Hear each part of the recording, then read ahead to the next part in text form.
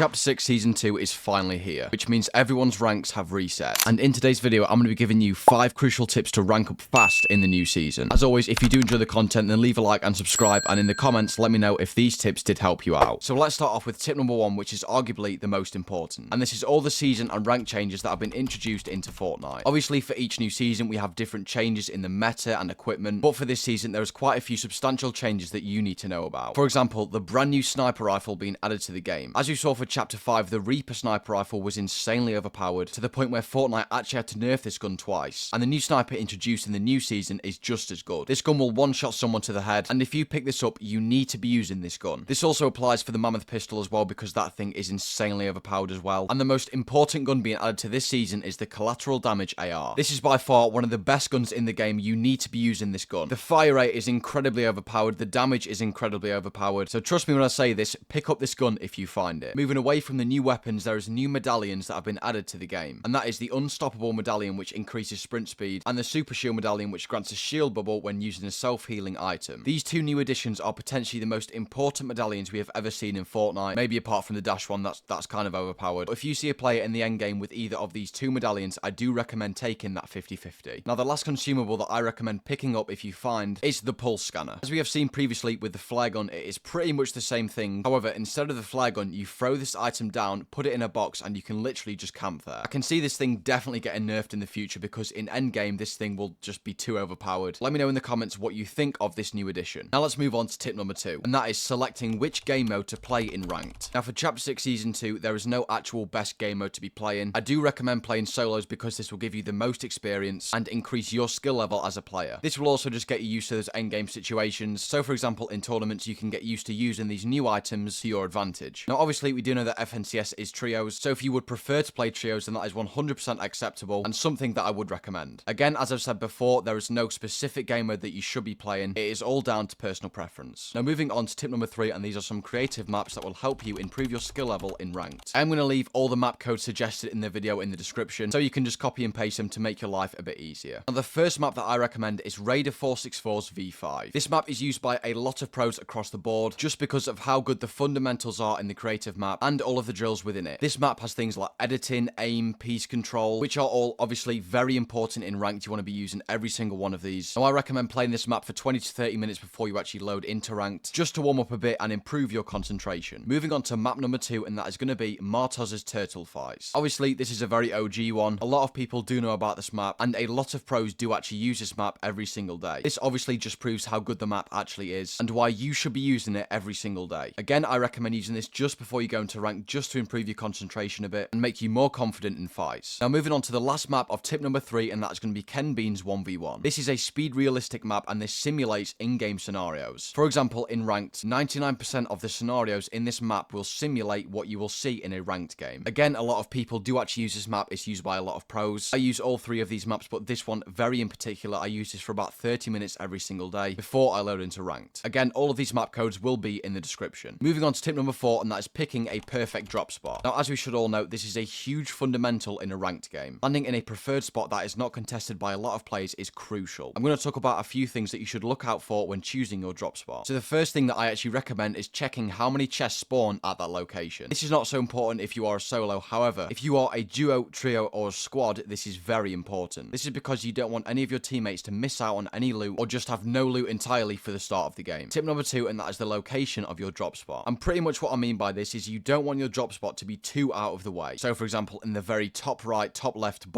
or bottom right of the map. You want your drop spot to be somewhere in the center of the map or near enough. This is helpful for those rotations because you don't want yourself or your team to get stuck in the zone or just zone camped by another squad. Moving on to tip number 5, which I think is the most important tip on this list, and that is simply just be consistent. Now, I know a lot of you would have heard the saying Rome wasn't built in a day. Well, that is entirely true for your Fortnite skill level as well. And what I mean by this is don't expect to just be unreal in one day unless you have earnings or are just significantly better at this game than anyone else. You need to be using every single tip that I've named on this list because that is going to give you such an advantage over every single other player in the game. Obviously, you can change which maps you use and where you land, but for the most part, these tips will be crucial in improving your rank skill and just your skill level in general. So that is the end of today's video. I do hope all of these rank tips do actually help you reach Unreal, and if they do, then come back on this video and leave a like. Also, let me know in the comments if you did enjoy the video, and don't forget to subscribe. I'll see you boys in a bit.